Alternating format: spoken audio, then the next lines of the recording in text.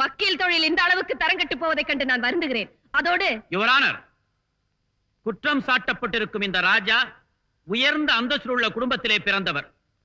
இவருடைய தந்தை பாட்டன் முப்பாட்டன் காலத்திலிருந்து பரம்பரை பணக்காரர். பாதியின் வக்கீல் சொல்வதைப் போல தரங்கட்ட வக்கீல் தொழில் செய்து அவர் தந்தை வயிறு வளர்க்கவில்லை. இந்த நகரத்திலே பெரும் புள்ளிகளிலே அவரும் ஒருவர். தொழில் பொறாமையின் காரணமாக அவருடைய ஒரே மகன் மீது கேவலமான ஒரு குற்றத்தை சுமத்தி கூண்டிலே நிறுத்தி வைத்திருக்கிறார்கள் என்றால் இது திட்டமிடப்பட்ட சதி. இந்த சதிக்கு பணம் பக்கபலமாய் இருக்கிறது என்று ஏன் நான் சந்தேகப்படக்கூடாது? அதனால் தான் சொல்கிறேன். யுவர் ஆனர், ராஜாவின் தந்தை ஒரு பிரபல வக்கீல் என்பதாலும் துரதிர்ஷ்டவசமாக அவரே தன் மகனுக்காக வாதாடுகிறார் என்பதாலும் என் வாதத்தின் வலிமையை நான் குறைத்துக் கொள்ள முடியுமா? இது திரைமறைவில் திட்டமிடப்பட்ட சதி என்கிறார். கோர்ட்டார் இதை நன்கு கவனிக்க வேண்டும். என் கட்சிக்காரர் ராஜாவின் ஆஸ்தியில் பங்கு கேட்கவில்லை. தன் வயிற்றில் வளரும் குழந்தைக்கு அப்பா உரிமை கேட்கிறார். அவ்வளவுதான். இதில் என்ன திட்டம்? இதில் என்ன சதி? யுவர் ஆனர், ஒரு ஆணும் பெண்ணும் சாதாரண நண்பர்களாக பழகுவதை வைத்து அந்த பெண் அந்த ஆணை கல்யாணம் என்ற சங்கிலியால் இணைத்து கணவன் என்ற பூட்டால் பூட்டி தன் வசப்படுத்த நினைக்கிறாள் என்றால் இது சதி இல்லையா? யுவர் ஆனர், செக்ஸ் பைத்தியம் பிடித்து அலைகின்ற இந்த காலத்தில் ஒரு பருவ பெண்ணும் வாலிபனும் சாதாரண நண்பர்களாக பழகுவது முடியாத காரியம். எதிர்த்தரப்பு வக்கீல் வர்ணித்ததை போல இரும்பும் காந்தமும் இணைந்தே தீரும்.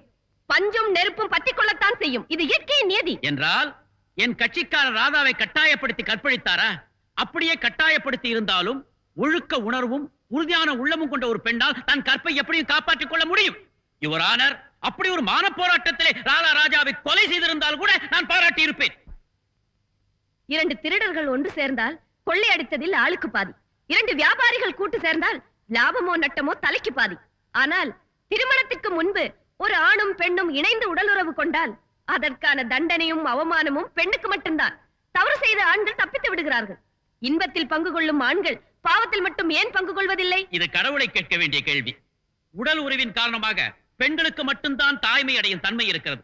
அந்த தாய்மை சின்னம் தான் அவளை காட்டிக் கொடுத்து விடுகிறது. 10 வருடங்கள் ஆனாலும் ஆண் ஆணாகவே இருக்கிறான். ஆனால் 10 மாதங்களுக்கு பிறகு பெண் ஒரு குழந்தைக்கு தாயாகி விடுவதால் பாவத்தின் பெரும் பங்கு அவளை போய் சேருகிறது. யுவர் ஆனர், இந்த இயற்கை அமைப்புக்கு காரணகர்த்தா ஆண்களா ஆண்டவனா? ஆண்டவனேதான். நான் மறுக்கவில்லை. ஒரு பெண்ணை கெடுத்தவன் இன்னொரு பெண்ணை மணக்கலாம். ஆனால் கெடுக்கப்பட்டவள் இன்னொரு ஆணை மணந்து கொள்ள அர்ஹதை அற்றவள் என்று அறிவித்தது யார்? ஆண்களா ஆண்டவனா? யுவர் ஆனர், பெண்ணை தாயாக்கி தாயை தெய்வம் என்று எழுதி வைத்தவன் தவறி விழுந்தவளை வேசி என்றும் விபச்சாரி என்றும் விமர்சனம் செய்கிறானே, அது ஏன்? எந்த ஆண்கள் வேசியை உருவாக்குகிறார்களோ அதே ஆண்கள் அவள் வயிற்றில் பிறக்கும் ஆண் பிள்ளையை வேசி மகனே என்று அழைக்கிறார்களே, அது ஏன்? அப்படி ஆண்டவனா சொல்லிக் கொடுத்தான்? இல்லை. ஆண்கள் தங்களுக்கு சாதகமாக சாஸ்திரத்தை வகுத்தார்கள், சமூகத்தை உருவாக்கினார்கள். கெடுத்தவனை பூக்களால் அர்ச்சித்துவிட்டு கெட்டவளை கல்லால் அடிக்கும் இந்த அநியாய சமூகம் அழியும் காலம் வந்துவிட்டது. யுவர் ஆனர், ராஜா ராதாவை ஏற்றுக்கொள்ளாவிட்டால் அவள் எதிர்கால வாழ்க்கை எப்படி ஆகும் என்பதை இங்கு எல்லோருக்கும் எடுத்துக்காட்ட விரும்புகிறேன். அதற்காக கடைசியாக ஒரே ஒரு சாட்சியை மட்டும் தங்கள் முன் நிறுத்த எனக்கு அனுமதி அளிக்கும்படி கேட்டுக்கொள்கிறேன். Request granted. Thank you, Your Honor. Megala, இப்படி வாமா. போ, அங்க போ.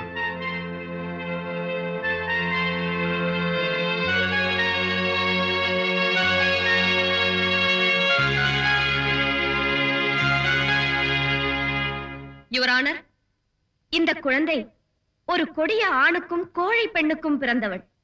இவளுக்கு தன் பெற்றோர் யாரென்றே தெரியாது. பாசம் என்ன என்பதை புரியாதவள். இவளை ஒரு அனாதை ஆசிரமத்திலிருந்து எடுத்து வந்து வளர்க்கிறேன். இது என்னை தெரிந்த எல்லோருக்கும் தெரியும்.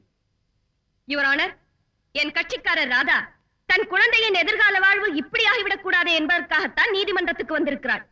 தன் வயிற்றில் வளரும் குழந்தைக்கு தகப்பன் யார் என்பதை உலகம் அறிய வேண்டும் என்பதற்காக அவமானத்துக்கு சிறிதும் அஞ்சாமல் தைரியமாக கூண்டிலேறினாள். அந்த தைரியம் அப்போது இவளை பெற்ற தாயாருக்கு இருந்திருந்தால் இப்போது இவள் அனாதையாக வளர வேண்டிய அவசியம் இருக்காது. ராதாவுக்காக இன்று நான் வாதாடுவதைப் போல அன்று இவள் தாயாருக்காக யாராவது வாதாடி இருந்தால் இவள் விதி வேறு விதமாக அமைந்திருக்கும். ஆமா, பாவம். இந்த பெண்ணை பெற்ற தாயே இவளை தத்தெடுத்துக் கொண்டு வளர்ப்பு மகளாக வைத்திருக்க வேண்டிய பரிதாபமான நிலைமை ஏற்பட்டிருக்காது. அந்த தாய் வேறு யாரும் அல்ல, இந்த அபாக்கியவதி சகுந்தலா தான்.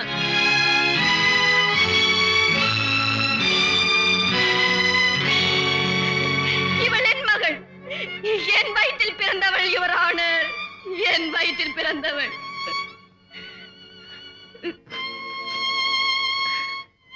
யுவரான, ராதாவை ராஜா ஏமாற்றியதை போல என்னையும் ஒருவன் ஏமாற்றினான். அவளுடைய நிகழ்கால வாழ்க்கையும் என்னுடைய கடந்த கால வாழ்க்கையும் ஒரே மாதிரியானவை. சில வருடங்களுக்கு முன்பு என் தந்தை பம்பாயில் புகழ்பெற்ற வக்கீலாக இருந்தார். அவரிடம் ஒரு வாலிபர் ஜூனியர் வக்கீலாக பயிற்சி பெற்றார். முதலில் அவருக்கும் எனக்கும் சாதாரண பழக்கம்தான் ஏற்பட்டது. அந்த பழக்கம் அன்பாக மாறி காதலாக மலர்ந்தது. என்னை கல்யாணம் செய்து கொள்வதாக வாக்களித்தார். நான் அதை நம்பி அவர் ஆசைக்கு இணங்கினேன். அதன் விளைவாக நான் கர்ப்பமானேன். என்னை கல்யாணம் செய்து கொள்ளும்படி கெஞ்சினேன். அப்போதுதான் அவர் ஏற்கனவே கல்யாணமானவர் என்றும் ஒரு பிள்ளைக்கு தகப்பனார் என்றும் சொல்லி என்னை கை கழுவி விட்டு நழுவி விட்டார். இது என் தந்தைக்கு தெரிந்து விட்டது.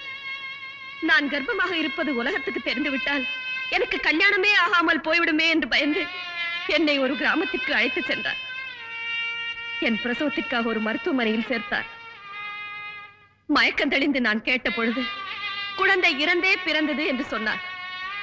அதன் பிறகு என் தந்தை எவ்வளவோ வற்புறுத்தியும் நான் கல்யாணத்திற்கு சம்மதிக்கவில்லை. ஒரு ஆண்மகன் என்னை ஏமாற்றியதற்காக இன்னொரு ஆண்மகனை நான் ஏமாற்ற விரும்பவில்லை. யுவரான, என் தந்தை சாகும் பொழுது ஒரு உண்மையை சொன்னார். என்னை கல்யாணம் செய்து கொடுக்க வேண்டும் என்பதற்காக எனக்கு பிறந்த பெண் குழந்தையை யாருக்கும் தெரியாமல் குறிப்பிட்ட ஆசிரமத்தில் சேர்த்திருப்பதாக சொன்னார். நான் அந்த அனாதை ஆசிரமத்துக்கு சென்று என் அருமை மகளை அழைத்து வந்தேன். மாதவிக்கும் கோவலனுக்கும் பிறந்த மணிமேகலையின் நினைவாக என் மகளுக்கு மேகலா என்று பெயர் வைத்தேன். இந்த பொல்லாத சமுதாயத்திற்கு பயந்து என் மகள் என்ற உண்மையை மறைத்து வளர்ப்பு மகள் என்று சொல்லி எல்லோரையும் நம்ப வைத்தேன்.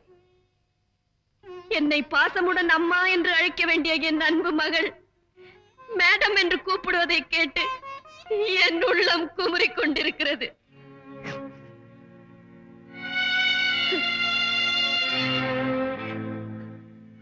யுவரான, நேற்று வரை நான் கோழையாக இருந்தேன். இன்று எனக்கு துணிச்சல் வந்துவிட்டது. அந்த துணிச்சலை கொடுத்தவள் ராதா. இனி எனக்கு பயம் இல்லை.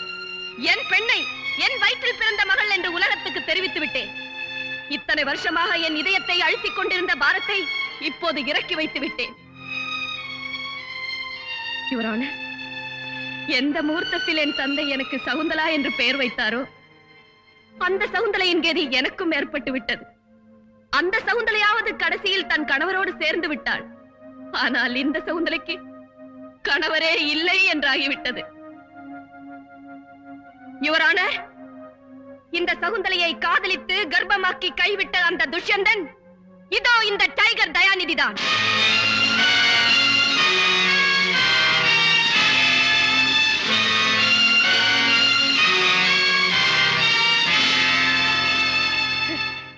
டைகர் தயாநிதியின் குடும்ப கௌரவம் இந்த ஊரில் கொடிகட்டி பறக்கிறது. பேரும் புகழும் கொண்ட பெரிய மனிதர் அன்று தகப்பன் செய்த அதே பாவத்தை இன்று மகன் செய்கிறார். இது அவர்களுடைய வம்ச பரம்பரை. வாழையடி வாழை. அவர்களுடைய கௌரவத்துக்கு முதல் பலி நான், இரண்டாவது ராதா. எங்களுக்கு ஏற்பட்ட கதி இந்த நாட்டில் வேறு எந்த பெண்ணுக்கும் ஏற்படக்கூடாது என்பதற்காக இத்தனை காலமும் இருட்டில் இருந்த என் வாழ்க்கை ரகசியத்தை இப்போது வெளிச்சத்துக்கு கொண்டு வந்து விட்டேன். இதில் நான் சிறிதும் வெட்கப்படவில்லை. நான் கேட்பதெல்லாம் ஒன்று, வீதியில் தூக்கி வீசப்பட்ட பெண்ணிற்கு நீதி வேண்டும். That's all, Your Honor.